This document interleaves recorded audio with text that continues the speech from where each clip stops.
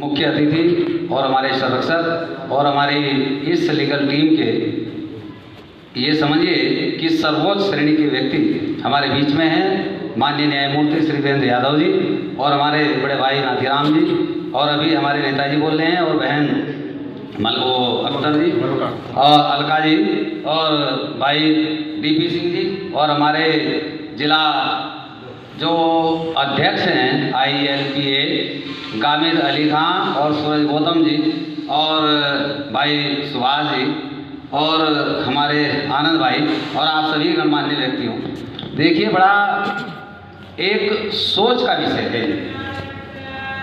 ये बात मैं सुनता आ रहा था शुरू से ही कि एक अधिवक्ता है, एक एडवोकेट है, एक प्लीडर है। मैं एक बात क्लियर कर दूं और जो कुछ गलती होगी हमारे माननीय न्यायमूर्ति जी मौजूद हैं वो सही कर देंगे। हकीकत क्या है कि एक तथ्य होता है कि सभी एडवोकेट्स प्लीडर हो सकते हैं, सभी प्लीडर एडवोकेट नहीं होते और सभी लीडर एडवोकेट नहीं हो सकते, एडवोकेट लीडर हो सकते हैं। ये तथ्य है। बाबा साहब से बड़ा कोई प्लीडर नहीं था इस दुनिया में, मैं कह रहा हूँ इस दुनिया में नहीं था कोई, और उनसे बड़ा कोई एडवोकेट नहीं था, क्योंकि प्लीडिंग उनकी सबसे बड़ी जो ड्राफ्टिंग कमेटी के अध्यक्ष होने के बाद और संविधान का निर्माण किया, ये उनकी सबसे बड़ी प्लीडिंग थी। आज तक कोई ऐसी प्लीड न हुई और न होगी। दूसरी बात, जब उन्होंने बैरिस्ट्री करी, ये वर्ड हमारे बड़े भाई चंद्रकिरण जी ने भी एक बात बताई कि भाई बैरिस्टर जो है, वास्तव में जो बेंच है, जो हमारी जूरी है, उसके सदस्य हमारे मौजूद हैं और न्यायमूर्ति मौजूद हैं। जूरी का संबंध बेंच के साथ जो होता है, उसके तालमेल के अंतर्गत जो मतलब एक बैरिकेटिंग होता है, उसको बैरिस्टर ही क्रॉस करता है और किसी की कोई ताकत नहीं है। अब बात आती है अधिवक्ता समाज की। अधिवक्ता तो कोई भी हो जाएगा, कोई ज़्यादा बड़ी बात नहीं है, लेकिन जब एडवोकेट की हैसियत से, क्योंकि एडवोकेट दो प्रकार के होते हैं, मैं ये बात सबको बोलता हूँ, आज तक करीब मैं 110 एडवोकेट तैयार कर चुका जी, आपके बीच में कह रहा हूँ 110 वकील तैयार कर चुका है, वो लड़के भी हैं लड़कियाँ भी, और जो अलग अलग जनपदों में और हाई कोर्ट और सुप्रीम कोर्ट तक भी वकालत कर रहे हैं। लेकिन समाज के लिए क्या डेडिकेशन होना चाहिए एडवोकेट के लिए? दो चीज़ बहुत ज़रूरी है, उसका अपना सेल्फ इंटरेस्ट, उसका स्वाभिमान तो हो, समाज के प्रति हो, पैसे के प्रति लगाओ ना हो। दूसरी बात समय, मैं आज अपने बड़े भाई इंजीनियर DP सिंह से हार मान गया, क्योंकि मैं ये भी एक बताऊं, ये बार बार मेरे पास चलते थे कि भाई आप प्रोग्राम में आ जाओ, आप प्रोग्राम में आ जाओ। चंद्रकिरण जी ने बहुत सन 2000 की एक मेरे पास वीडियो डाली कि देखो आपका भाषण था बहुत, मैंने कहा चलो कोई बात नहीं, मैं आपके बीच में आऊँगा और काम करूँगा। और आज तक का रिकॉर्ड रहा है, जितने बार सामाजिक एजुकेशन हुए, हरपाल सिंह जीवन उनमें प्रॉपर ड्रेस में पैंट सहित सबसे आगे चला।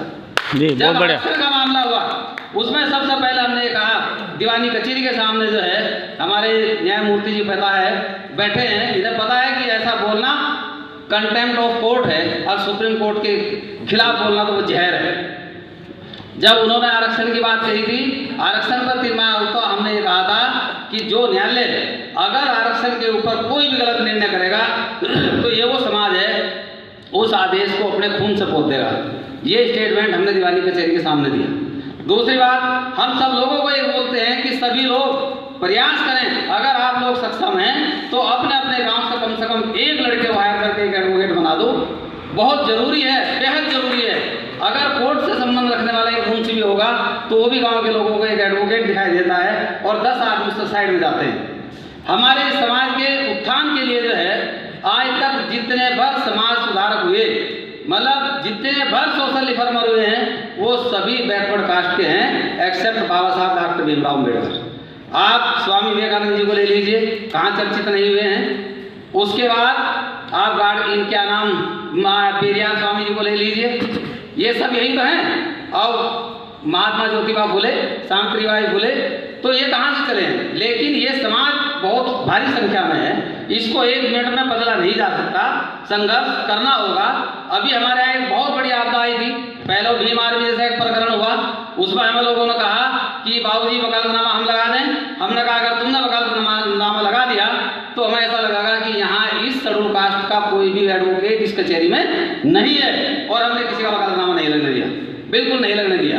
दूसरी दूसरी बात, अभी एक मामला और हुआ, मुस्लिमों पे एक सरेआम मतलब अत्याचार हुआ। शुक्रवार को जुमा पढ़ के चले और उन लड़कों को उठा लिया गया। मैंने उसमें लगातार मैंने उसका कहा कि एक कमेटी बनाओ, और मैं रात को 8 बजे तक उनके, जब तक उनके रिमांड हुए हैं तब तक मैं वहाँ मौजूद रहा। और जबकि और लोग सोचते थे कोई ये ना कह दे कि मुसलमानों को पैरवी क्यों कर रहा है। और भाई गामिद साहब हमारे यहाँ मौजूद हैं, इनसे पूछिए, बेल में हम इनसे पहले जाया करते थे और अश्वनी त्रिपाठी डिस्ट्रिक्ट जज थे। मतलब ऐसी ऐसी विषमताओं में काम करना एक बहुत बड़ी बात है। और ये काम जो है केवल और केवल एक अधिवक्ता समाज कर सकता है। मतलब मैं अपनी बात नहीं कह रहा, एक अधिवक्ता का ही दम है। अगर कोई आदमी मर्डर करके आता है, रेप करके आता है, चोरी करके आता है या समाज का तिरस्कृत व्यक्ति अगर होता है तो उसको सम्मान भी एक अधिवक्ता ही देता है और उसको न्याय जो है जुडिशरी देती है। ये दोनों एक ऐसी विंग हैं। अभी हमारी बहन मलका जी ने एक बात कही थी कि कुछ लोग जेल में हैं, उनमें से एक आदमी निकाल दे। ये स्टेटमेंट किनका था? हमारे जो राष्ट्रपति हैं मुर्मू जी, उन्होंने अभी लीगल सेल में एक स्टेटमेंट दिया था कि जो लोग गरीब आदमी हैं, उनके पास कुछ नहीं है, श्योरिटी नहीं है, पैसा नहीं है, वो दारू पी लेते हैं, जुआ खेल लेते हैं, उनको जेल भिजवा दिया जाता है। आप जेल को बड़ी करने के बजाय उनको निकालिए। अभी आपको एक लेटेस्ट करंट एक जानकारी दूँ, अभी हमारे जो वाइस प्रेसिडेंट हैं धनखड़ साहब, लोग कहते हैं ना कि ये बुद्धि किसकी है, उन्होंने कितनी गलत बात बोली। उन्होंने कहा कि जो संविधान की जो प्रियम्बल है उसमें संशोधन क्या हो सकता है, लेकिन उनके मुंह पर तमाचा दिया हमारे सीजेआई ने, चीफ जस्टिस ऑफ इंडिया ने। उन्होंने कहा क्या चाहते हैं आप अमेंडमेंट करना? केशवानंद भारती का जो मुकदमा जो डिसाइड हुआ था, कुछ वैसे मुकदमे हैं, करीब 50-55 मुकदमे हैं जिनके ऊपर पूरा संविधान चल रहा है, लेकिन जुडिशरी पहले डिसाइड करके वो बाउंड है। आप ये देखिए, उन्होंने कहा आप चाहते हैं इसको बदलना, प्रियम्बल क्या है? सीजेआई ने कहा ये तो लोड स्टार है, ये तो धूल उतार है संविधान हमारा। अगर उन्हें ऐसा लगता तो ये भी कह सकते थे कि इसे हटा के गीता पढ़वा दो, वो लोड स्टार है। तो दमदार कौन है? संविधान ही है ना। तो सीजेआई ने उसकी पैरवी की और उनको मुंह तोड़ जवाब दिया कि ऐसा नहीं हो सकता। आप चाहते हैं कि लिंग भेद हो, आप चाहते हो डिस्क्रिमिनेशन हो, आप चाहते हैं कि कोई आदमी एक स्थान पर दूसरे स्थान पर ना बच सके, आप चाहते हैं कोई संपत्ति का अधिकार ना रखे। तो इतना बड़ा एक क्वेश्चन लगा और वो एक ऐसा आर्टिकल छपा कि इन पता नहीं कितने लोगों की जो है उनका माइंड क्लियर हुआ और उन्हें पता लगा कि जुडिशरी में भी ऐसी बात नहीं है कि कोई आपकी पैरवी नहीं करता। वो चाहे मजबूरी में करे, चाहे वो संविधान से बंद क्या करे, चाहे वो किसी के भय में करे, लेकिन वो करेगा जरूर। दूसरी बात एक और है, आज हम सब लोग ये चूंकि अधिवक्ताओं का प्रोग्राम है और हमारे बड़े भाई नाथीराम जी कह चुके मुझे दुख है, दुख तो हमें भी है, लेकिन ऐसा नहीं है इस दुख को दुख नहीं बनाना, बल्कि इसको सुख में परिवर्तन करना है। अगर आज 4 वकील हैं तो यही वकील 40 भी होंगे, 400 भी होंगे और ये 4000 भी होंगे। आज आपने ये प्रोग्राम किया, बेहद अच्छा लगा, कम से कम आप जानकारी हुई कि भाई हमारी ये सेल है। दूसरी एक और बात है, एक घटना 100 वर्ष के बारे में लोग कहा करते हैं कि 100 साल के बाद जो है कोई ना कोई परिवर्तन तो जरूर आता है, और वो ऐतिहासिक परिवर्तन भी होता है, भौगोलिक परिवर्तन भी होता है। ऐतिहासिक परिवर्तन देखिए, बाबा साहब भीमराव अंबेडकर का जन्म 14 अप्रैल 1891 में हुआ। 1991 में सरकार किनकी थी? प्रधानमंत्री वीपी सिंह जी थे। उन्होंने मंडल कमीशन की रिपोर्ट को लाए, साइमन उसकी क्या नाम, मंडल कमीशन की रिपोर्ट के इस बारे में जो पिछड़ी जाति का आरक्षण था उसको लागू करने की बात आई, और घर किसके जले? चमारों के घर किसके जले? जबकि आरक्षण 27% पिछड़ी जाति का था, लेकिन आप घर जलाने में माचिस उनके इनका आरक्षण चाहिए, उनके घर फूकती, गरीबों को कोई लेना देना नहीं था, कोई वास्ता नहीं था।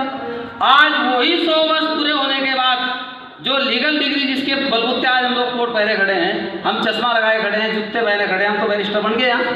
लेकिन ये बैरिस्ट्री हमारी तभी होगी कि हम उन लोगों से भी संबंध रखें जिन घरों से हम पैदा हो गए हैं। अभी 10 दिन पहले हमारी डीजी साहब के साथ झगड़ा हो गया और उन्होंने हमें ये कहा कि ये तुम्हारे वीआईपी हैं क्या जमानती? उन्होंने कहा मैं छोड़ूंगा नहीं। मैंने कहा क्यों? कह रहे क्या मतलब? आप मुझे आदेश? मगर आदेश नहीं, मैं पूछ रहा हूँ कि वजह क्या है कि आपने आदेश पढ़ा? हमने कहा हम आदेश पढ़ा नहीं करते, मुंह से पढ़ता है हमारे इस आदेश को। श्योरिटी का अमाउंट तय करने के लिए वकील जाकर पढ़ने, वो पागल है क्या? हम नहीं जा करते। आप ये देखिए, उसने मुझे ये कहा कि ये तुम्हारे वीआईपी हैं, और मान्यवर, मैंने उन्हें सिर्फ इतनी बात कही कि मेरे लिए तो वीआईपी मतलब पैदा हो गया, आपको इनमें से मचानदारी होगी वो अलग चीज है। आप ये देखिए हमारे साथ डिस्क्रिमिनेशन कहाँ नहीं होता। अगर आप